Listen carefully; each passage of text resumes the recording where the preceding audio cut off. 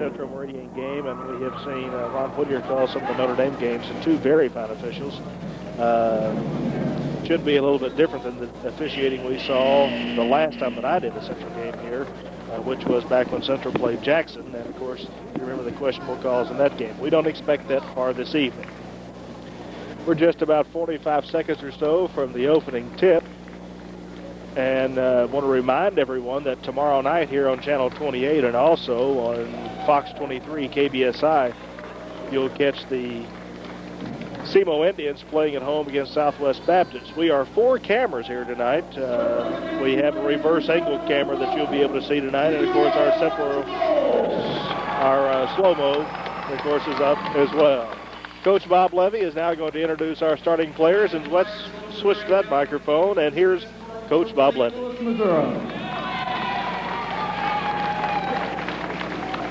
The Spartans enter tonight's contest with an outstanding record of 20-4. They brought with them an outstanding group of fans. And ladies and gentlemen, thank you for being here with us this evening in Cape Girardeau.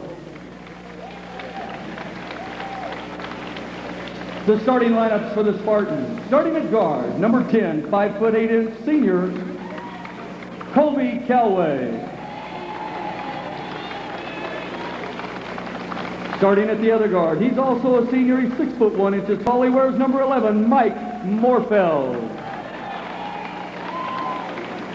Starting at one forward, a junior, wears number 23, 6'7" tall, Eric Howard. Starting at the other forward, number 30, 6'4" junior, John Tepp. Starting at center for the Spartans, 6'8" tall, he's a senior, number 25, Ryan Stockbarger. Spartans are coached by Dale Bergman. And now, ladies and gentlemen, your Cape Central Tigers.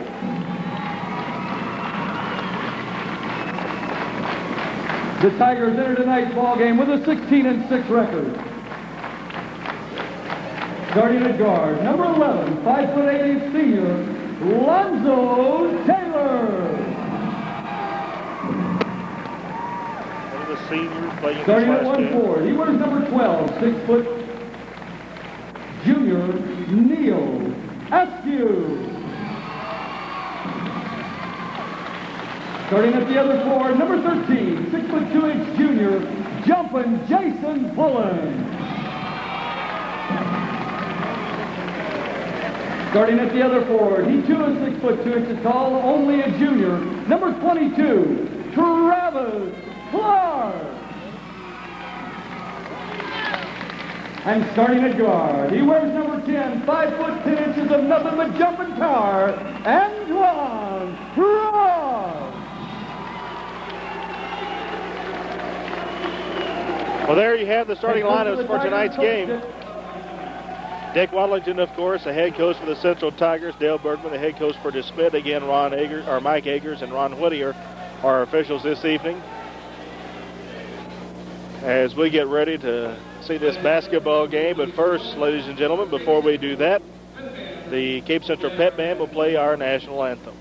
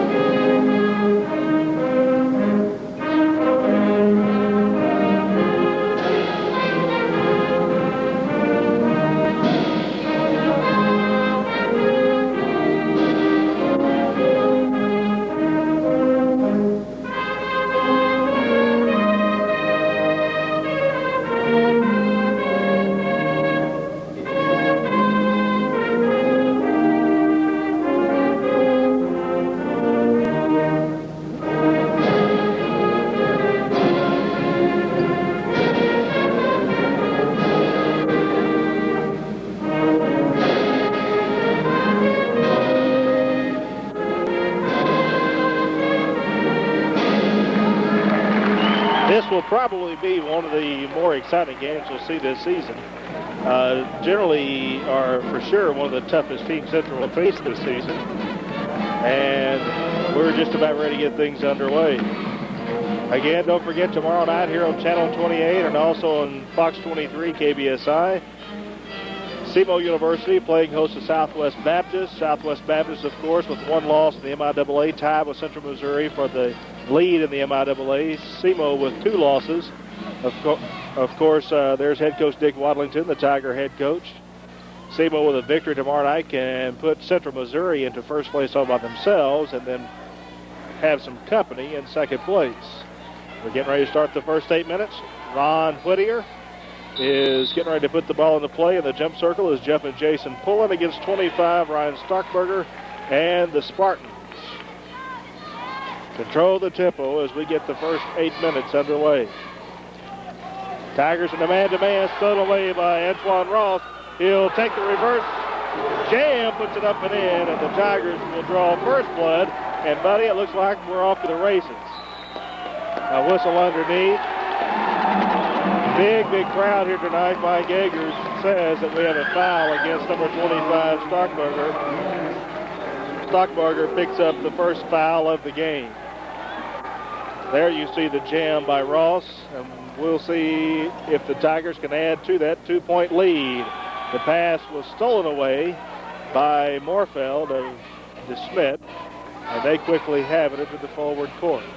Again, it's going to be a quick tempo game this evening. And we'll see if the officials are up for running and gunning with these young teenagers. Moorfeld at the top. Central again playing their man-to-man. DeSmet passing around again. Pullen takes the tip from Taylor.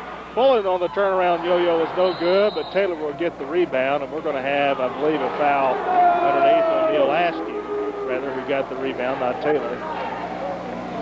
And he did, as he had a DeSmet player sandwiched in between. So DeSmet will inbound it under the Central bucket and have the full length to work. Just a minute ticked off the clock, and we have seen plenty of action already, and promise to see even more. Tigers have already forced the Spartans to turn over the ball twice with some passes through some full passing lanes, but Eric Howard, the 6'7" junior, ties it. We've got 6.5 left to play in the first frame. Alonzo Taylor comes right wing. Rifles a pass cross court to Antoine Ross. He'll come to the jump circle or to the free throw circle, put up, he'll go off. Pullen is underneath with 23 Howard, and I believe Jason Pullen is going to get his first personal foul, the second team foul called against the Tigers. 2-2, here's the replay. You'll see Pullen come up over the back of Howard here. That's him, Pullen and Howard, and of course the ball goes through Taylor, but that was after Ron Whittier called the foul against Pullen. Moorfeld again, right wing. Now has it at the top. Stingy into the high post. Lost off. Pullen will pull it out. Over to Neil Askew. Neil will take it down and put it up and in. And the Tigers take a 4-2 lead. Quickly down to the DeSmet end. Turnaround jumper off the glass and in. For Eric Howard, he has both of the field goals for the Spartans. We're tied at 4 with 5:45 to play. Ross and Taylor controlling out at the top. Askew comes over. The three-pointer will go in and out. Pullen will try to follow it back through. It goes off. Rebound cleared out by DeSmet. The outlet pass goes over to Moorfeld, and he'll take it down. Dick Wadlington, the Tiger head coach, as you can see at the standing in the middle of the bottom of your picture. Ron Whittier stopped action. Remind the cheerleaders that they need to stay away from the floor. I'm not sure what the rule is on just how close to that out-of-bound line you can get. Can't be that much easement granted to the officials. At least it's not in most gymnasiums. Nice move as looks like Ross was all over the Smith player, but all over him enough to get the foul as well. So that's Antoine Ross's first foul, the third team foul against the Tigers. At the line is Ryan Stockberger. He's a 6'8" senior. one of the big keys, of course, it's a Smith team, and he put in the first of the 2 shots, 5-4. DeSmet regains or has a lead for the first time. Central got to a 2-0 lead. It was tied at 2. Central went up by 2. DeSmet tied at 4. Now DeSmet takes a 2-point lead, 6-4, with 5 minutes to play in the first quarter. Taylor hooks it out to the top to Askew. Toes at 3-point range, then backs out. Antoine Ross will shoot it off the back. And as Neil Askew took the pass from Travis Clark, he was fouled.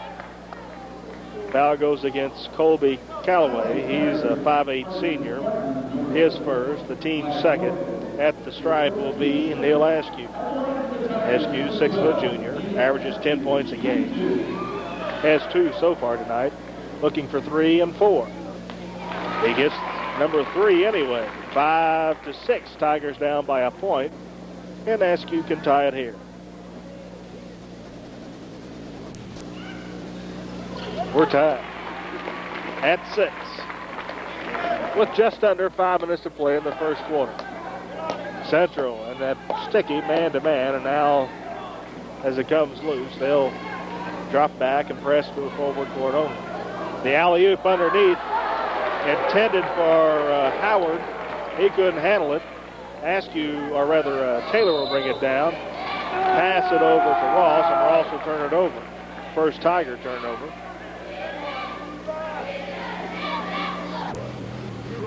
We'll give the ball to the Spartans in the backcourt. Again, we're tied at 6. Both teams going for a little razzle-dazzle. The sheer height advantage means that DeSmet will try to work the ball underneath as much as possible because they have some giant redwoods parked underneath.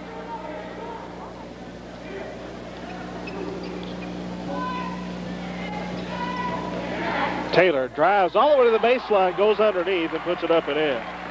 Alonzo Taylor, his first 2 points. The Tiger lead is again 2, 8-6, inside to Howard. Pullins on him like a dirty T-shirt. And the outlet pass comes down, and a great move by Alonzo Taylor off the glass. It'll count. And the foul will go against number 23 of DeSmet, Eric Howard. Mike Eggers gives us the official confirmation. You'll see the replay here. Watch the trouble that Antoine Ross is in, and he'll get out of trouble by cross-courting it after he almost has good possession to Taylor. Taylor sees his defender go up and over. That's Moorfeld. And then Taylor simply spins around, takes it off the glass, and there is foul by Howard as it goes through. So Alonzo has 4, looking for 5 now. The Tigers are up 10-6. Oh, he missed the first of 3. Neil Askew clears it out and puts it right back up. Oh, off the side. Ball goes out of bounds. It'll stay with the Tigers. Well, we'll see if the Tigers can capitalize on this lost ball out of bounds. Of course, they'd love to have had the easy shot had the ball spun the right way for Neil Askew. There's Antoine Ross, drills it in. Ross with 4. Tigers are surprisingly have doubled DeSmet 12-6. Oh, he thought about trying for 3. Off the back of the hoop, DeSmet with cold hands. It's been a while since they've had a bucket. Alonzo Taylor up the far side simply runs out of bounds and right in front of his own cheerleading section, and the turnover goes to DeSmet. Both squads have turned the ball over twice now here early in the first quarter.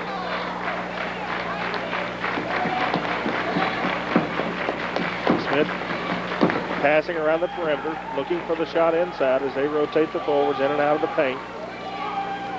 Turn around, move to the bucket by number 30, John Tepp. John Tepp gets his first bucket. It's 12-8. Tigers on top by 4.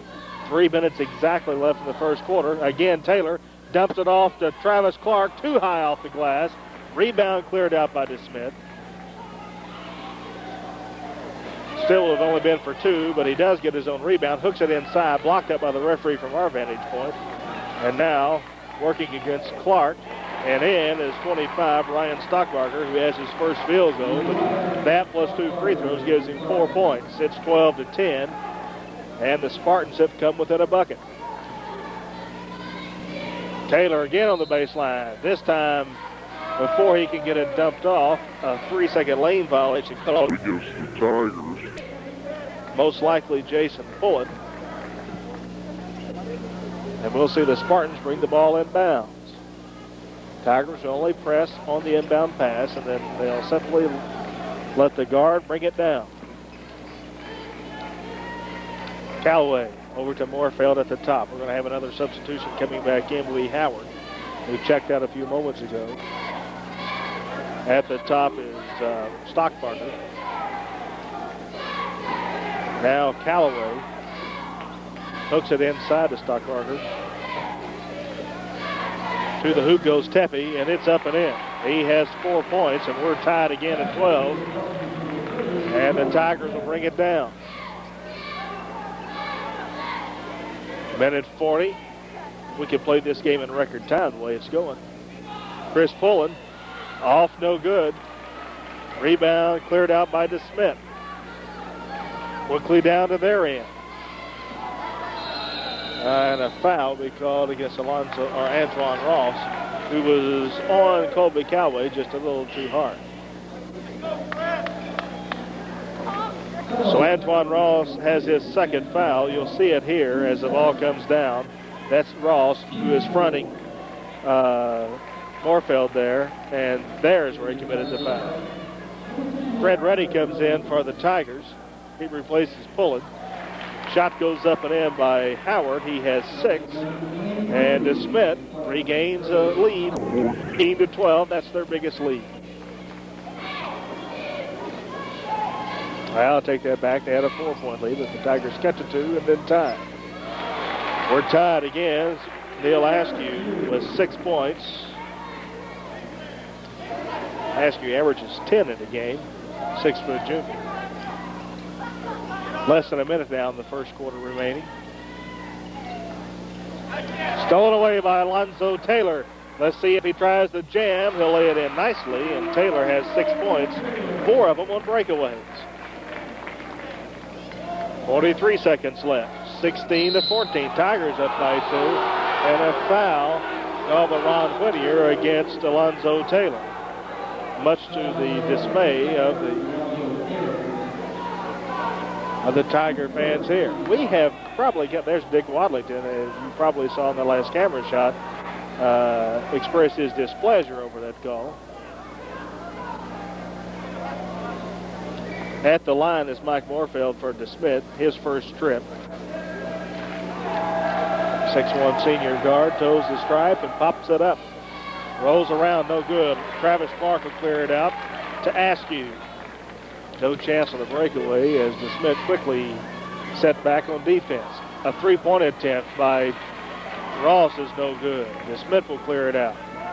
There you see what they have in front of the full length of the court. 23 seconds left in the first quarter. 16-14 Central.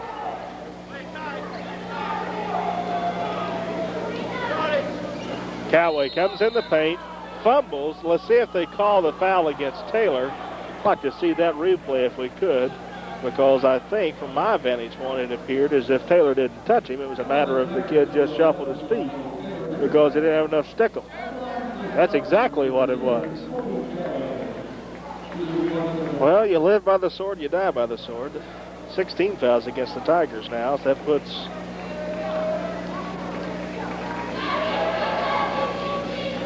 DeSmet at the line shooting bonus. It was missed, and the tip attempt goes in by Eric Howard. He has 8 points so far, and we're tied at 16. We've played the first of 4 quarters. We're tied at 16. We're clipping off 2 points a team a minute, so we should see a barn burner before this one's over. We'll be back with more after these messages.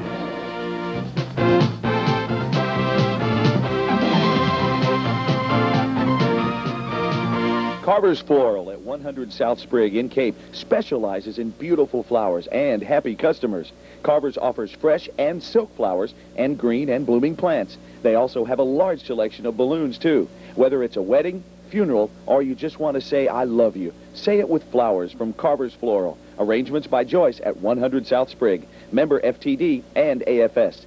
Your Visa or MasterCard is welcome at Carver's Floral, a proud sponsor of exclusive sports coverage here on Channel 28.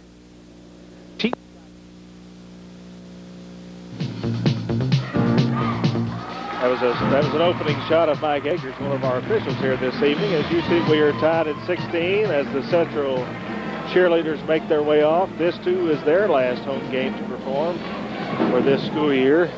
This school year has gone by quickly. This 1990 so far has gone by quickly.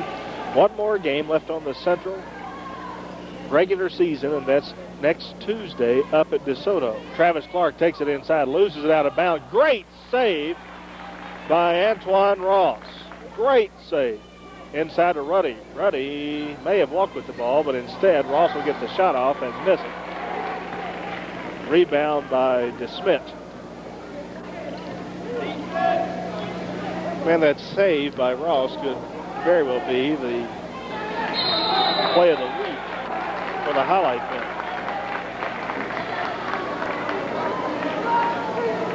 Foul called on DeSmet, number 30, John Tepe, his first. I'm ready. 14th foul. Watch this. There's Clark moving to the bucket. Ross comes way out of nowhere, all the way to the top. We're back to live action. That was just a missed shot by Antoine Ross, and we're quickly down to Stockbarger, who takes it up and is fouled. And the Central student body comes to their feet with a finger in the face as the kid sprawls in front of them. Mike Akers will tell us who committed the offense. Antoine Ross. Pulling goes back in for Ruddy. Ross is in. He has 3. 18 fouls so far. And we just started the second quarter. Stockbarger missed his free throw.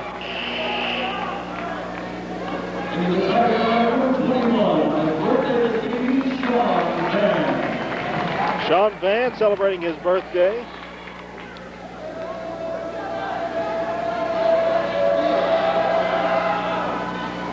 (17-16). Stockbarger hits the back one. Now 3 for 4 overall, and it's 17-16. The Tigers need a bucket to regain the lead. Askew to Clark. To Sean Van. Van all alone. Drills it in, and Sean puts his name in the record book. And the Tigers are up now 18-16, or 18-17. Air ball from DeSmet. Followed through by Stockbarger, and Van will foul him. Ron Whittier will give us the call. Savan checks in, scores the bucket, and then commits the foul. Tigers with 9 personal fouls, and there you see it by Van. Well, he was on top of the ball with the extended arm, but I think we could, as you saw in that replay, the body foul occurred underneath. Stockbarger hits this first trip to the line.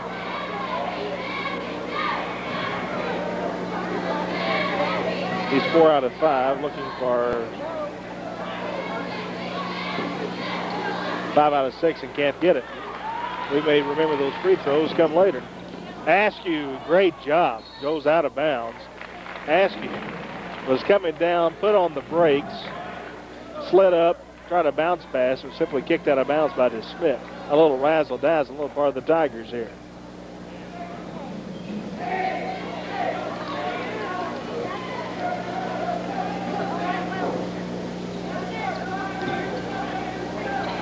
Jason Pullen draws iron.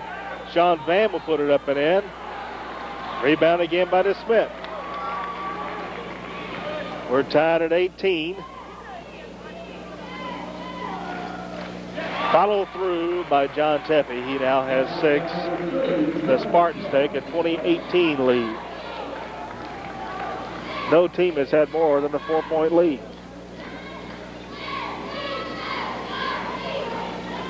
I'm in a sweat, and I'm sitting here on the sidelines. That ball should count, and we're going to get a foul against Kobe Callaway before the shot, so the bucket will not count. Kobe Callaway commits his second personal foul. That's the 5th team foul, so the Tigers will be shooting bonus the rest of the half. And it was about there that Taylor made the field goal. Let's see if he can make the free throw. He's 0 for 1 on a trip to the line in the first quarter. It's quiet. I feel like I'm at a golf tournament. Missed. Pulling, fights for it, can't get it. Whoa, it's going to be open, but desmet decides to take the outside shot instead. And Kobe Callaway can hit the outside shot for 3. 23-18, the Tigers down now by 5. Back down by only 2 as Askew connects. 23-20, and a follow through by Alonzo Taylor. 23-22, the Tigers are within a point now as desmet takes it down.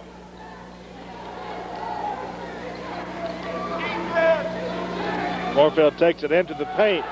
Blocked by Sean Van, this time cleanly. Tepe had lost his dribble and passed out. Now over to Callaway. Callaway takes it. He'll go through. He'll draw iron. Pull in because of the great block set by Travis Clark, who blocked out Stockburger. Pulling got the rebound. And now we're at the Tiger end. They're looking to go up by a point with the field goal here. Taylor has it. Cross quarter to Askew in the paint. It's in and out. Follow through by Van. Won't go off the front. Follow through by Askew. It'll go in. Dale Askew, 2, 4, 6, 8, 10 points now. The first Tiger to break double digits. And the Tigers have a 24-23 lead with 4.5 left to play here in the first half. Eric Howard dragged his foot, nothing called, put it up and in. He has 10. 8 coming in the first quarter. Tigers are down at now 25-24. 4 minutes before halftime. Well, we said at the top this was going to be one of the better games of the season, and I don't think we've disappointed you. Only for 2 from Neil Askew. He has 6 points in the half, or in the quarter, 12 in the half. The Tigers lead it 26-25. Get out the OC, Sawmaw. I think that's the way this one's going to be the rest of the evening. Stockbarger will take it to the hoop, uses the glass. Nice to see players remember that they can use the glass. 2, 4, 6, 8 points for him. Callaway has the only 3-pointer from desmet. Pulling off the glass, no good. Rebound by Tepe. Over to Moorfield. This time stolen away and quickly down to Taylor. 1-on-1. The gap is closed quickly but followed through. Alonzo Taylor, he has 10 points. He averages 16. 28-27. The Tiger lead is 1. A couple of desmet substitutions coming in. That one was followed through by John Tepe. He has 8. 29-28. Tigers down by a point. It's been a seesaw battle throughout. No lead has been bigger than 4. Ever since a 3-pointer we've seen and some missed free throws, we've seen a lot of even and odd stuff as desmet clears it out and takes it to their end. A couple of desmet players waiting to come in at the next buzzer. As the tempo is up, Callaway puts it up. Desmet's lead is 3, 31-28. Taylor comes right side. Inside to Van. Van is called for walking. Now, Van right there was called for walking, and justly so, even though some of the fans here would think that Stockbarger actually assisted by the blockout. But that was also the very call that did not go the Tigers' way that Anton Ross was whistled for. Watch here. There's Van coming in. That's perfectly legal. He just didn't plant his feet that well. Van will tip it out, and the Tigers will steal the inbound. To pull it, he'll take it right in. Pullen has cold hands tonight, and we saw him with cold hands against Meridian. Dale Berkman, the DeSmet head coach, complaining a little about the officiating. Lost through the legs of Teffy. Off the front of the hoop, no good. Askew will dribble out of trouble. Take it to Pullen, give it back to Neil Askew. And Neil Askew with 8 points just in this quarter has 16 overall, 14 overall. The Tigers, watch this play here, a little razzle-dazzle to Pullen, back to Askew, and Neil will lay it in. Underneath to one of the substitutions, Mike Lawton, who will take it to the hoop. He'll not go, but he'll be fouled in the process by Sean Van, who now has 2 personal fouls.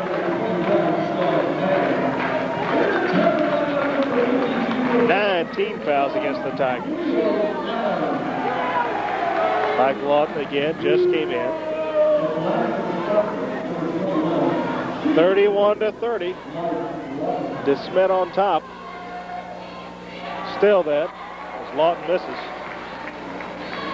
Let's see that last replay that we saw from what the folks on the visiting side get to see. Off the back of the hoop. Again, we may remember these missed free throws down the line. Matt Bourne came in for the Tigers as one of the guards. He'll give it to Askew. Askew comes right side, looking for somebody underneath. Ryan Allen's back in. Again, he's one of the seniors playing his last home game. Travis Clark over to Askew. Underneath to Van. Van will go up with it. He'll be robbed.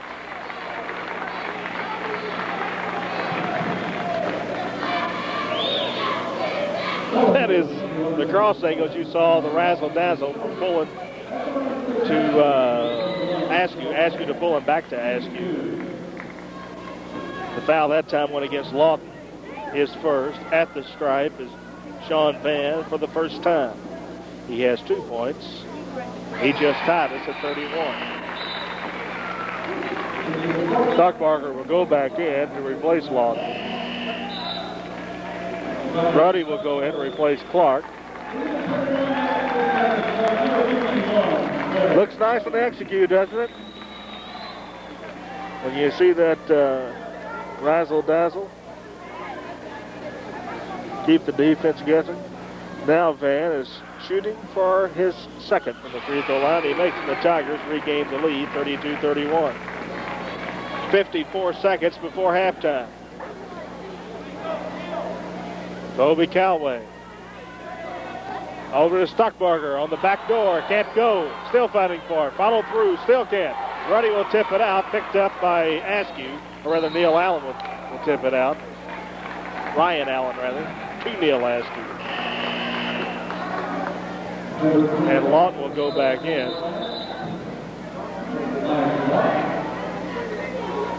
32-31. Tigers up by a point. 38 seconds before our halftime intermission.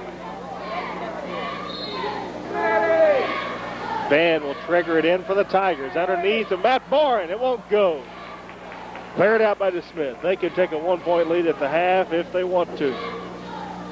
Alonzo Taylor with 2 fouls will come back in at the next buzzer. 24 seconds before halftime. Howard will lose it, or rather Lawton will lose it. Picked up by Askew. Bounce pass to Bourne. He's stripped. Save it. Back in. Big play. Followed through by Askew. Count the bucket. Hand of the net. Would have counted it anyway. Let's see that replay if we can. Watch this. Bourne, who lost it right out of bounds, saved it to Askew. Askew puts it up, and there you see Stockbarger's hand of the net, but it would have counted had it not gone. So the Tigers are the 3-point lead. 13 seconds left. Ruddy against Lofton in the backcourt. Cowboy will take it down. 8 seconds. Almost lost out of bounds on the cross quarter. 3 seconds. Can't go. Ruddy will clear it out, and that's how the first half ends. Folks, I'm exhausted. Already, we've got the first half behind us. The Tigers lead it 34-31. We'll be back with more of our halftime activity after these messages.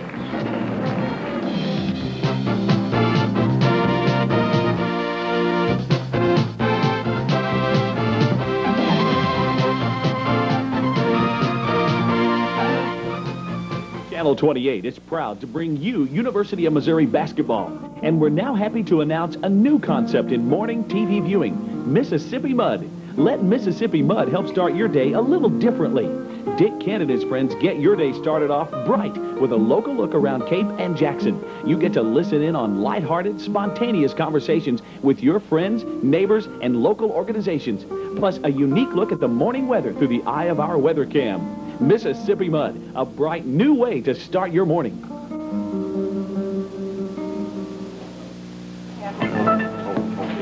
Radio check, 1, 2, 3. 666, 7 miles northeast with the cardiac. Roger, running. Find out about Air Force ROTC college scholarships.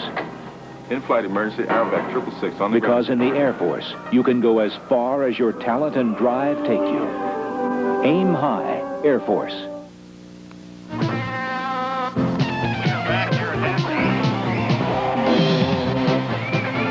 There you see the Tigers on top of this 31. And what promises to be a real tight ball game. With us here at halftime is Central Athletic Director and former football head coach a couple of times, Gary Lynch. And Coach, at the school board meeting, I know that the selection committee was set for the new head football coach. Can you bring us up to speed on that? Yes, right now we have our selection committee that actually will go to work next Thursday, and what we've set now as far as our target dates is that we will screen candidates out from all the people that we've had as far as the application to this point, and then we try to we'll set up our interviews with those final selections from the applications, and then we would like to be able to present to the Board of Education our final candidate would be March the 7th for our new football coach. You have a file folder full of applicants? Well, I think we have some good applications. I think we've got some good candidates. And, of course, numbers is not really the key as far as application is concerned. I think it's quality. And we're looking, of course, for particular, I think, factors that we feel that will be important to our football program and to our school system, district-wide. And so I do think we have some dandy applications. Can we have a peek into that file folder? Can you have a peek? Well, I've been there, so I guess that, our selection committee has already been into the file folder, and we really are not at a point at this time, that we can make any kind of a commitment to anything other than the fact that we are in that process, and we know that we're going to try to do a very thorough job, and I've been here a long time, and I'm very interested in seeing that we find the best possible candidate for our students at Central and, of course, for our community. I called play-by-play on radio for about 10 years and then got out of it for a few years, and I couldn't go to ball games anymore because I'd sit in the stands and want to do the play-by-play. Is it going to be that way for you this fall with football?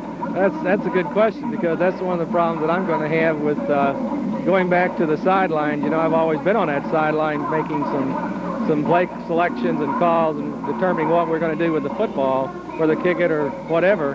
And that's going to be a new change for me, because I like that part of the game. I like the strategy of football, but I'm at a point where I had to make a decision, and I got to go on and try to do the best job I can for the entire total athletic program at Central. And there's a lot of good football coaches out there, and I know that we got some great athletes coming back next year. Our program's sound, and I have great assistants that we're leaving in the program, so it's not like something that we are fragmented. I feel like we're very solid, and so I think that there's a lot to look forward to in the coming years of football at Central.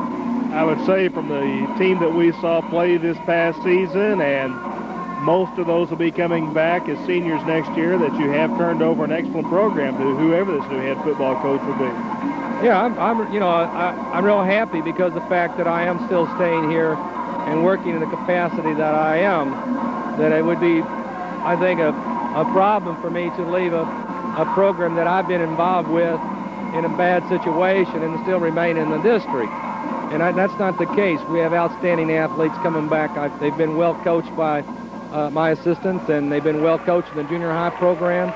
So it's a coordinated thing, and that's what a program's all about. And we play a very competitive schedule, and I've been real proud the way that our students, our players, have played over the last few years, particularly with the schedule that we've been playing. And we've played well, and we haven't been state champs, but we've been in a lot of ball games. and we've had conference champions, and in other words, we're respected in the game of football, not only in southeast Missouri, but any of the teams that we play in St. Louis or in Illinois. So, our name is, I think, when it comes to southeast Missouri, I know that we have great basketball, but we also, at Central, we have great football. I know that some of those St. Louis teams that you talked about are probably shaking their heads when they saw how well and how well you played those teams up there and beat those teams up there. How far along in setting next year's schedule are you? Okay, right now we have some difficulty due to the fact that we were reassigned to a new district with a playoff system that we have, and it put us in a pretty bad position because we had new teams assigned in our district, and when that happened, we lost some of the games on our schedule. As of Tuesday of this week, we had 9 games, still looking for another game, and we ran into some difficulty with the St. Louis team that apparently had an oversight on their part, that had committed to us to play us, and then to find out that they have another team already scheduled. So, we're dealing with that problem right now, but I still am on the search, hoping that we will fill our 10-game schedule as we've had in the past, and that's what we're still working towards at this point. Well, I would love to share the frustrations not being on halftime with you if we get to televise the games next season. If you want to share your frustration with me right here in the booth, and I would really look forward to doing that with you. Hey, I want to say this before the halftime ends, that we really appreciate the TV coverage that we're getting in our ball games, not only the football this fall, which was the very beginning and the start, I think, of something new in Cape Girardeau, but I think it's given an opportunity for a lot of people in a lot of different ways that can view our program in this grapevine community that can be shared by everybody, not whether they're only in attendance, but in their homes, and because they are tax supported to our community and they deserve to see the product that we're presenting. And so we're real happy with the TV coverage and the media that we get from this, because I think it's a great asset for our high school and our kids and the whole bit. I'm real happy with it. Well, thank you, Coach, and we hope that we've exposed enough folks to the program here so that it's better, of course, to see it in person than it is to see it on television, but we've got a pretty good-sized crowd here this evening. Desmet brought some folks down. We've seen a lot of Cape folks here as well. Yeah, and that's another thing, too. I don't think that TV exposure is going to affect the crowd in Cape Girardeau, because these people, they're going to be fans. They're going to come to the ball game, and we are very happy with the crowd we have tonight. We're bringing in a good basketball team, probably. Well, at this point, they're number 4 team ranked in St. Louis, and our kids are, playing up and down the floor with them, and it's a great, exciting ball game. You've seen slam dunks already by our kids, and they have great size, great talent. They have a tremendous basketball tradition at Desmet. They're known for basketball in the city of St. Louis. Kids go to that school to play basketball. And so, we're not just playing a typical team out of St. Louis. We're playing the finest kids. It's a private school, the whole bit. And, I think this game is going to go right down the wire. I'm real proud of the way our kids are playing at this point.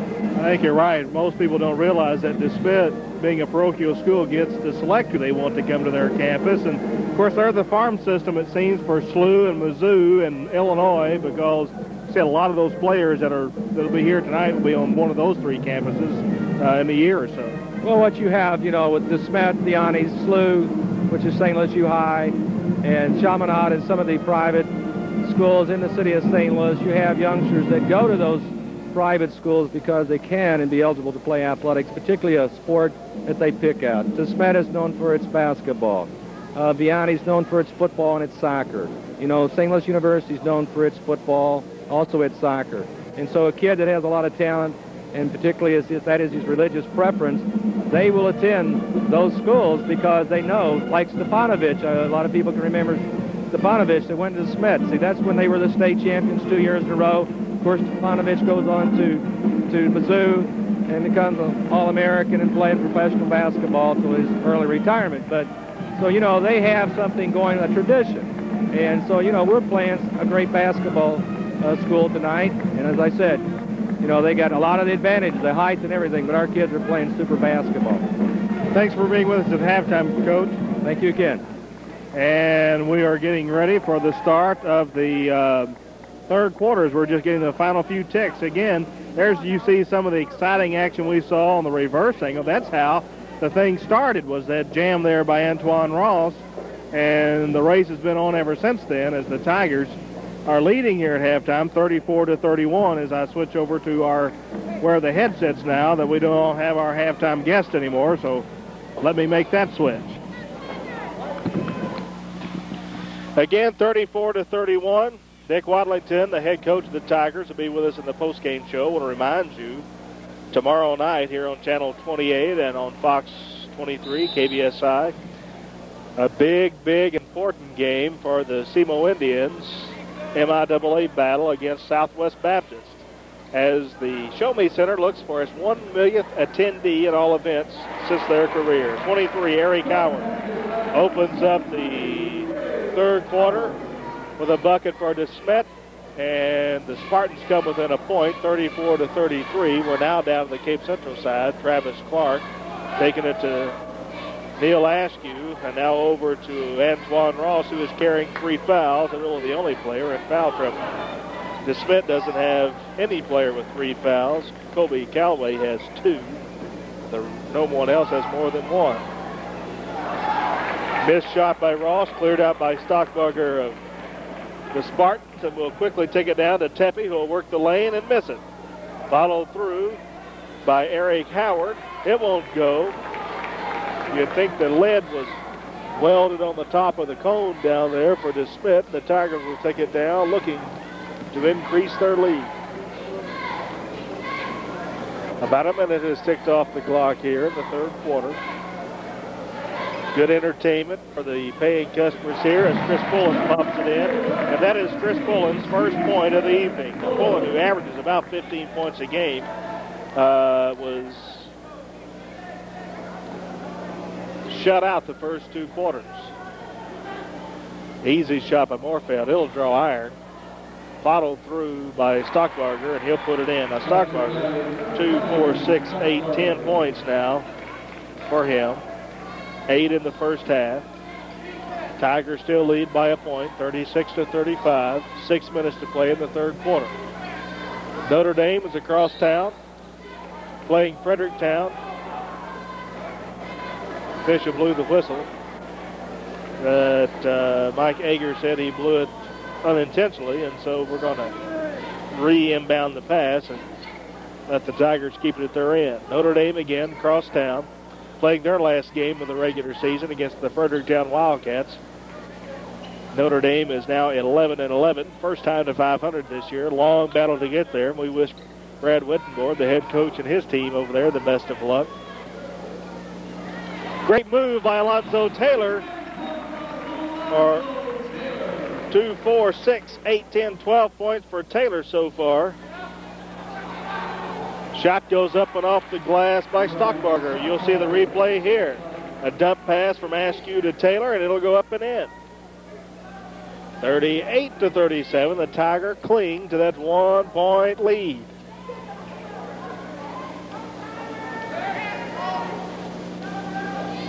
Neil Askew had 16 points that first half. And Antoine Ross now with 6. 40-37. A 3-pointer would tie it. Not going for it is Eric Howard. Then passes out to Callaway, who did try for 3, and it was missed. Tigers not wanting to slow down the tempo. Missed shot by Pullen. Followed through by Neil Askew with 18 points. 42-37. The Tiger lead is 5. This is the biggest lead that they've ever had. They've been down by 5 at one point, and a jump ball and a little scuffle, it looks. Trying to see who the DeSmet player on the floor is.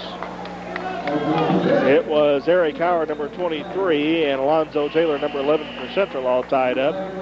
And DeSmet wants a timeout. Dale Berkman is the head coach at DeSmet. He gets his timeout. 42-37, Tigers by 5 with 4.5 left to play. We'll be back.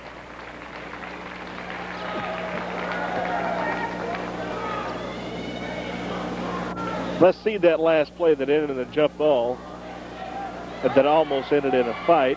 As you see the cheerleaders out there taking firing up the student body here underneath the Tiger bucket. 4:36 left to play in the third quarter. Timeout on the floor called by DeSmet. Tigers lead at 42-37. There's head coach Dick Wadlington watching his players go down.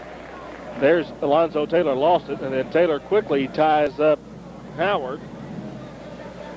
And Ron Whittier puts the voice into play to keep a little fisticuffs from breaking up. I'll say one thing for the officials tonight. They have let the players run, but yet not run out of control. And that is definitely a fine line in high school athletics. Tigers will inbound it under their own bucket. Ask you to trigger over to Ross. Matt Bourne is in now for the Tigers to replace Taylor. Missed shot, followed through by Pullen. He'll be touched a little bit, nothing called. Pullen will fight for it. Great offensive rebound, but Ron Whittier said the ball was on the baseline by Pullen, and so it will turn over to DeSmet. Almost half of this third quarter is already gone. Matt Bourne is on Kobe Coway.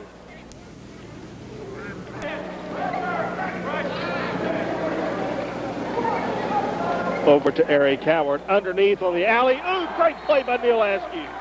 Ball goes out of bounds. Ryan Stockberger was going to take it through the hoop, and Askew, who comes up to about the chin. Askew is 6'0", Stockberger is 6'8", gives him 8 inches and still blocked the shot. There's Tappy called, and we're going to see a foul called, although the Tiger fans want walking called. But a foul will go against number 12, Neil Askew, his second. Let's see that block from Neil Askew get the whistle called. Watch this here, folks.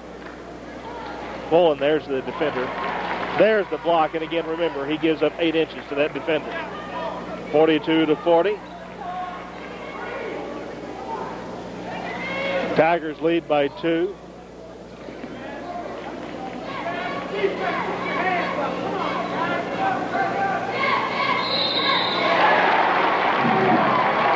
And the bucket will count. Antoine Ross puts it up and in. Clean as a hound's tooth.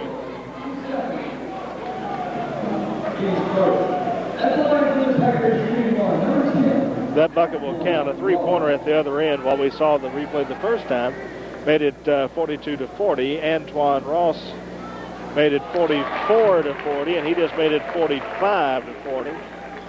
As Antoine Ross, the senior, his last home game, is now credited with 11 points. 3.5 left to play in the third quarter. The Tiger lead is 5. That's the most it's ever been. They were setting the pick, but it went too far out of bounds. Too far and out of bounds. The Tigers get the ball on the turnover.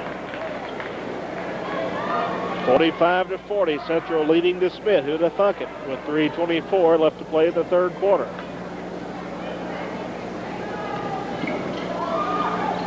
Drives baseline by Ross. Hits the side of the backboard on the square backboard. That's inbounds. So DeSmet will take it down. The yo-yo by Mike Garfield is good. His first bucket, believe it or not. And the Tiger lead has been trimmed to 3, 45-42. Askew has it. Backdoor to Travis Clark. Up and in. Clark with his first bucket. Made it look real easy. There you see it on that side.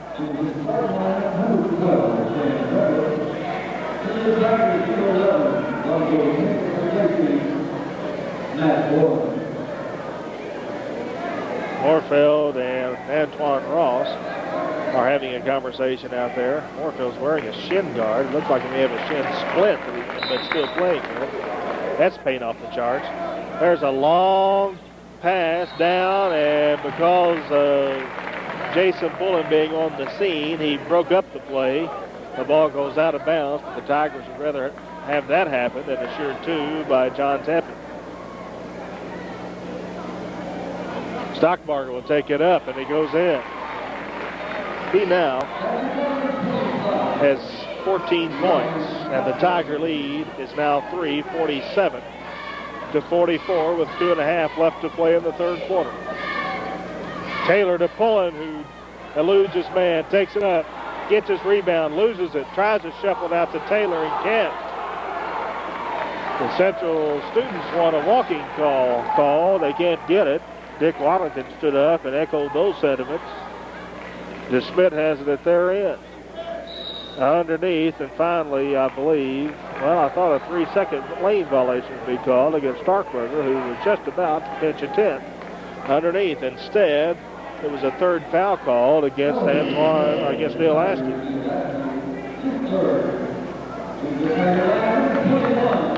That's the second team foul called against the Tigers in this half, as opposed to one foul against DeSmet in the half. Pass comes out and a body block by Alonzo Taylor. That's his third. Let's check the fouling situation, because that's going to be a key in the game as we head it down the stretch. There's 10 minutes left to play in the game. Dross has 3, Taylor has 3, Askew has 3. Sean Van has a pair, Pullen has 1. 47-46, John Tepe puts it up and in.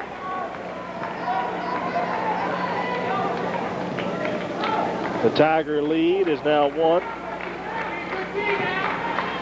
Clark over to Askew, or rather to Antoine Ross. 49-46, the Tiger lead is back to 3. Almost stolen away by Ross from Moorfeld. All alone, the shot goes up by Weber, Dan Weber, no good. And we're going to have a positioning foul underneath against number 25, or 20 rather.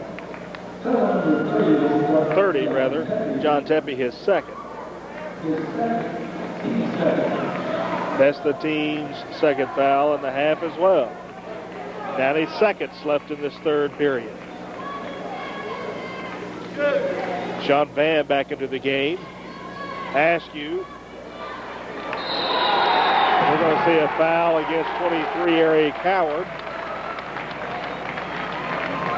Howard has 2 fouls. Let's run down the foul totals for DeSmet.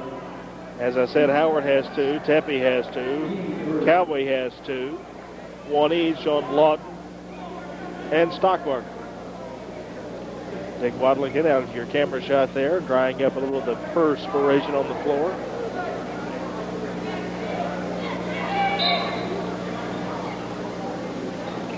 Sean Van, double teamed, is going to be charged for walking by official Ron Whittier, and the turnover will go to DeSmet, who trails by 3, 49-46.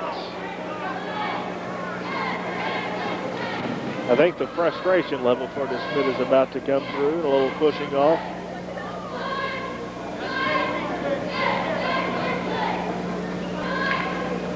Underneath, and a great move to John Tepe, who now has 4 points in this quarter. 12 points overall. Great move. 48-49. The Tiger lead is 1. Alonzo Taylor at the top. The DeSmet head coach, Dale Bergman, thinks that that's walking. The ball goes out of bounds. We said, in the Meridian game about how when Meridian came over here, there would be some complaints on the officiating because the games are whistled differently in Southern Illinois than they are in Southeast Missouri, though the rule books are the same. And that's true from region to region. And the game is whistled a little bit differently in St. Louis than it is down here. Not saying one way is right or the other. Just what you're used to.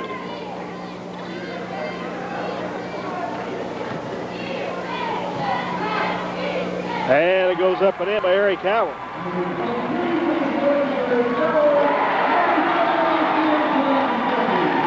$50-49 on that quick one. DeSmet takes the lead. 52-49. Missed shot.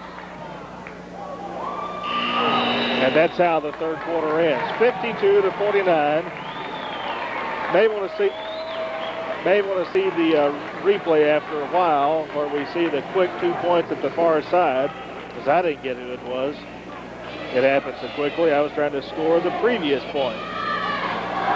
We're going to the last 8 minutes. The Tigers trail by 3. They have led by 5. They have trailed by 5. We've seen the lead change hands innumerable times as they were trading buckets in the first half. We're now at 52-49 to Smith on top with 8 minutes staring us in the face in regulation time. Here's the replay as it comes down. That was lost away and then retrieved by DeSmit. Followed through. There's the shot and the foul. We'll go to the Cape Central end. Van to Askew. He'll miss it. We lost out.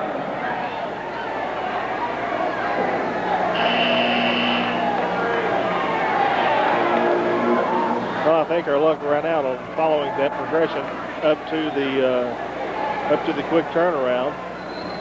Well, Shucky Dern, 52-49.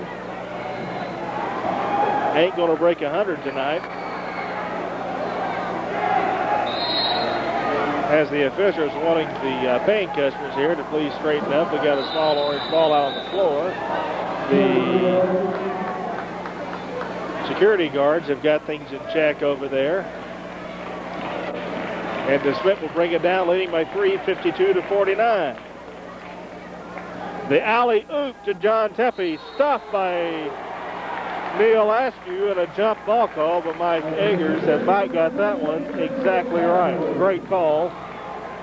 When they pause with the block shot that long, yes, sir, both had their hand on the ball at the same time. That's a jump ball. Great call, Mike. And the Tigers will bring it down, 7:42. That just shows you how closely this game is being called, but also how well it's being called, that the players can actually play their game. Central lost the pass in the paint, so DeSmit will take it down. Dick Wadlington is pacing now, 52-42 DeSmit. Alley-oop, great move by Eric Howard. You got to appreciate the move, folks. 54-49. Tigers trail now by 5. That's as most they've trailed by. Crowd trying to stay into it. A three-point attempt is going to be off. Ball comes out of bounds as the Allen pass was intended for Dan Weber, and he had his back to the play. You need eyes in the back of your head, Coach, in order to get that one. Understandably so the turnover goes to the Tigers. Smith could have pretty much opened the game up, and the Tigers here can try to close the gap. Askew thought about the three-pointer, but didn't. Ball was lost out of bounds, and Askew just going to let it go out of bounds. I can see now Dale Bergman's, the DeSmit official, thinking that when the Tigers take that extra step up, that's walking. Let's watch that closely.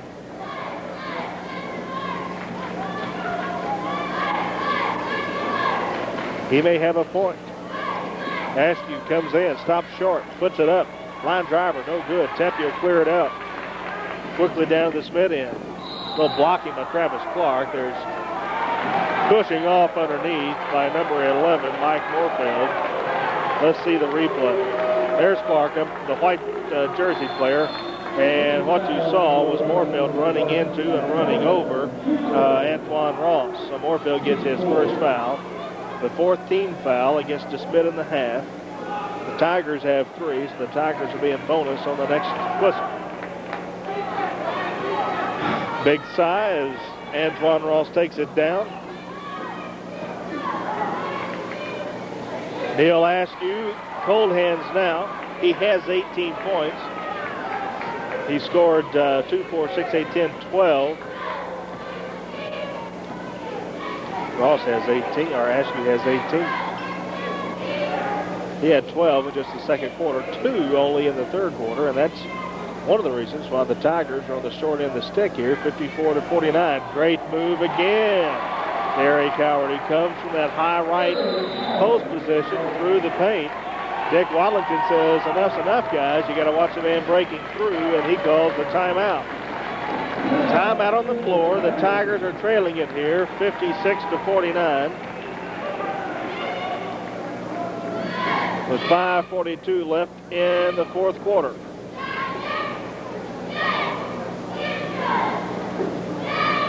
We'll be back for the fourth quarter after these messages.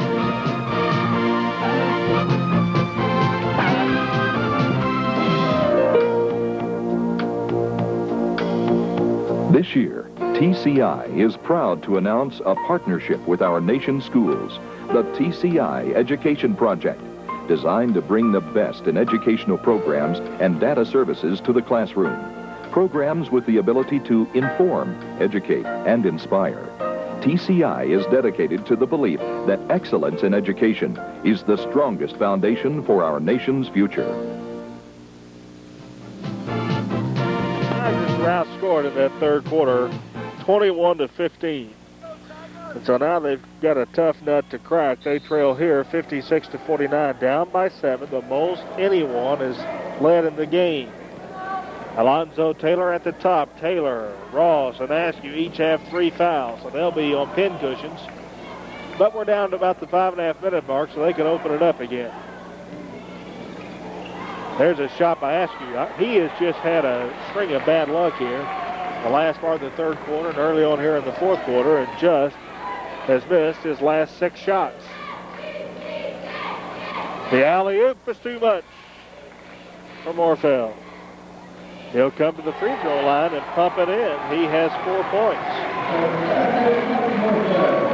58-49. The Tigers down by 9. Dick Wadlington is yet to return to his chair. Fred Ruddy will come in at the next buzzer. We're going to have a foul against Antoine Ross, his 4th. He was all over Tepe. That's his 4th, the team's 4th.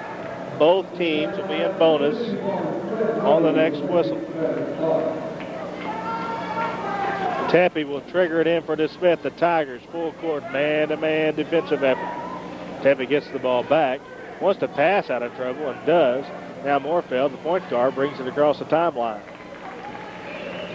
Weber on the deck, away from the ball, nothing called. Turnaround jumper by Stockbarger, no good. Eric Howard will tip it in. He's got 6 points so far in this quarter, 60-49.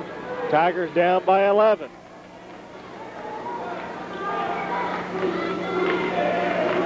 Well, nobody said this game was going to be easy for the Tigers, and everybody was right on that call. We said it was going to be a good one, and it's been that too. Ruddy draws iron on his first shot at Timpson's coming into the game.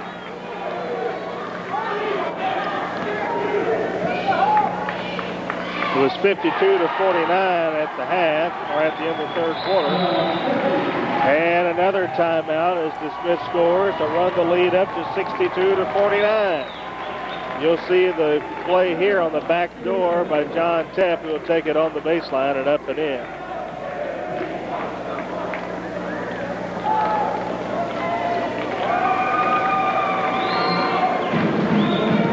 (62-49), a 13-point lead for the Spartans of DeSmith and St. Louis over the Central Tigers with 3.5 minutes left to play here in the game. Don't think this one's going to go overtime. This is our last televised game of the season. Here's the reverse angle. As you see, Morfeld bringing the ball down, and the backdoor to Stockbarger.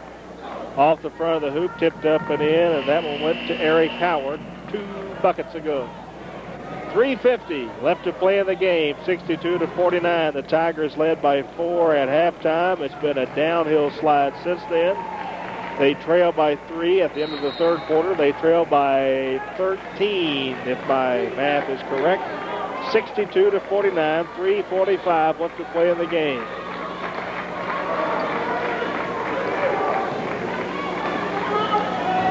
A 3-pointer on the line driver is no good by Antoine Ross, followed through by Sean Van. Van with 6, pulls the Tigers within 11, 62-51. Stockbarger will take it down, will be brutally cut by 3 Tigers. Mike Ager can choose who he wants to assess the foul, and he'll assess it to Fred Ruddy. 6'7" junior has now got his first foul. Let's watch the replay here. Well, Ruddy was the most obvious, I guess. Matt Bourne goes in as Taylor comes out. 25, Ryan Stockbarger, who is 4 for 6 from the stripe, making his first trip in the half to the free throw line, and he draws iron.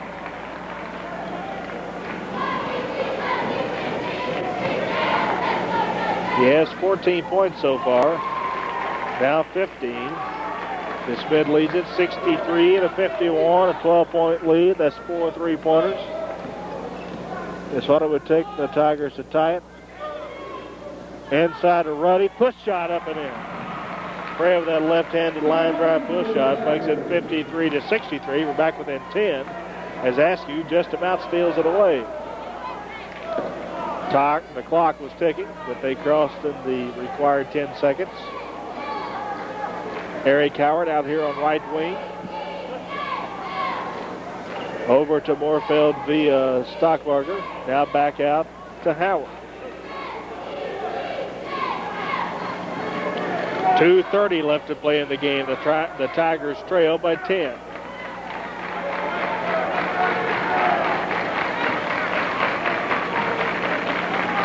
Howard again as Desmet running time off the clock. The man open is Stockbarger. He'll take it to the hoop, and Ruddy will stop his progress, but he'll do it at the expense of a foul. Fred now with his second foul. You'll see the replay here. Stockbarger 1 for 2 earlier, and just a few moments ago, he'll get to shoot 2 this time. Make the first. 64-53. Desmet up by 11. Make that 12.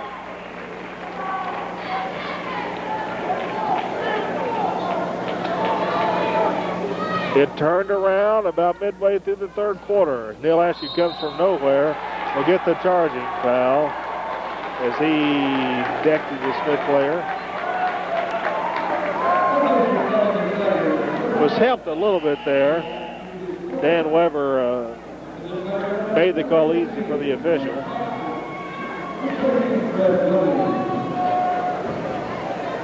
Ruddy comes out as Mark Thompson comes in.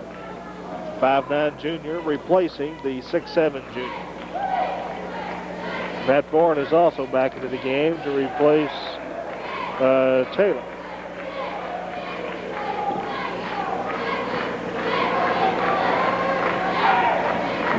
You see Desmet in the dark purple uniforms there, just passing it around. We're down to 1:45 left.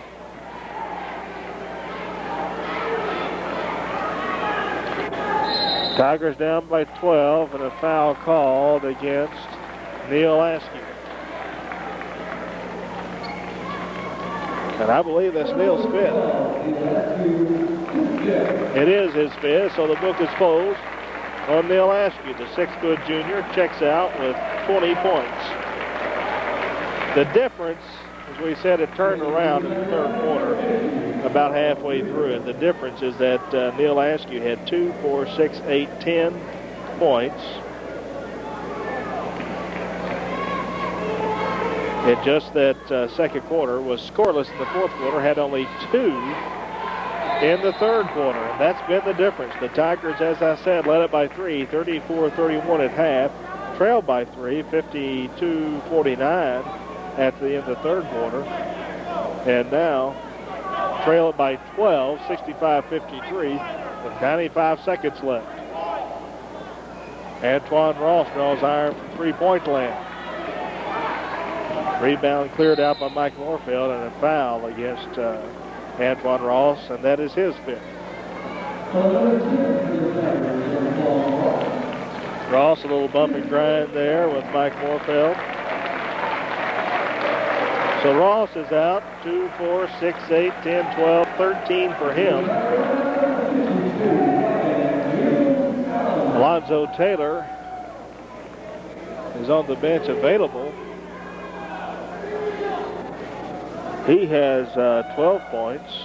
Sean Van, who is in the game, has 6. And that's really all the scoring except for a couple of players who each have 2. Morfeld will pop it in. He now has 5. 66-53, a 13-point lead with 86 seconds left to play in the game. Again tomorrow night here on Channel 28 and Fox 23 KBSI. SEMO Indians hosting MIAA rival Southwest Baptist from Bolivar, Missouri. Trying to force Southwest Baptist into the number 2 place in MIAA with them, leaving Central Missouri on top. Ryan Allen draws the foul for the Tigers. That will send John Tepe to the stripe. His first time tonight. Tepe has scored 4 points in every quarter to now. He has 2 in the 4th.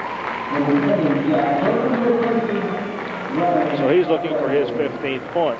Stockbarger comes out. Replacing him was John Berkman, number 20, a 6'3 senior. Even the substitutions are big guys on this team. 67-53. Misses it. Tipped attempt, no good. Cleared out by Ryan Allen. Allen to Bourne, and here come the Tigers. Guns it from 19-9, no good. Desmet will take it down. Tepe was all alone, had they noticed him. 65 seconds left, and the foul will stop action. Oh, 24, Matt Bourne draws his first foul.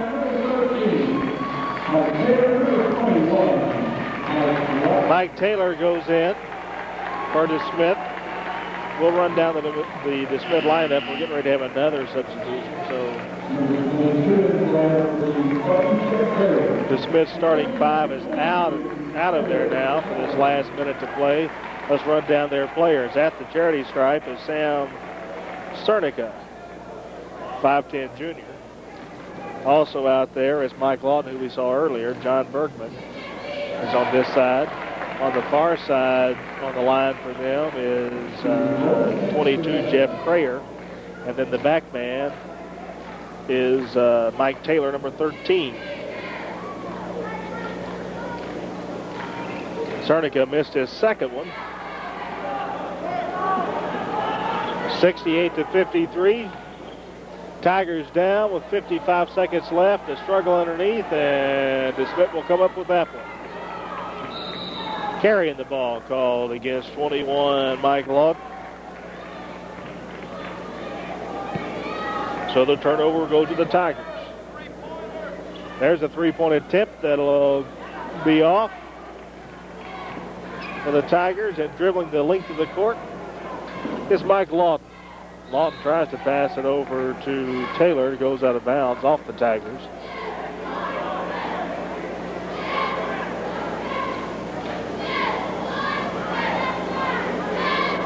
.39 seconds left in regulation. 68-53. Tigers on the short end.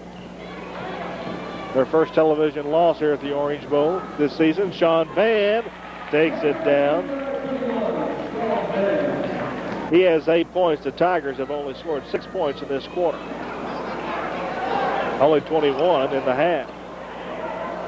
DeSmet on the other end has scored 37 points in this half. We've got a whistle and a one-on-one situation set up for DeSmet. The foul is on number 15, Mike Thompson. 17 seconds left.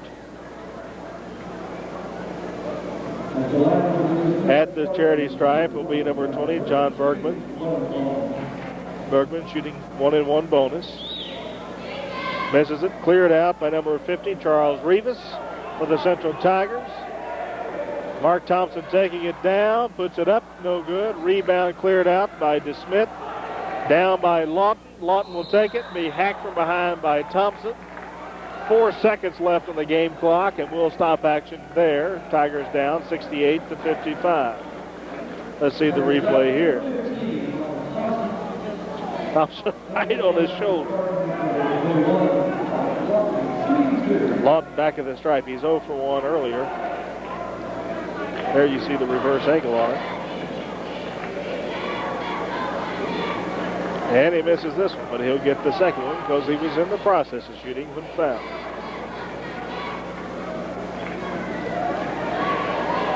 Four seconds left is what we'll have on the clock when play resumes. Right now, rebound by desmet. They'll get the last shot at it, and Central will not get a shot at their own goal, leaving desperation style. So that's how it's going to end.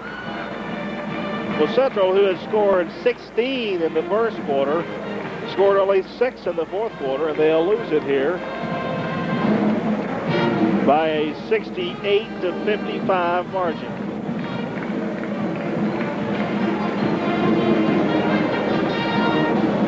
Central closing out again their season here at home. They have only 1 game left. They are now 16-7 on the year. They'll go up to DeSoto in Jefferson County Tuesday night to play DeSoto. Last game against Gurney.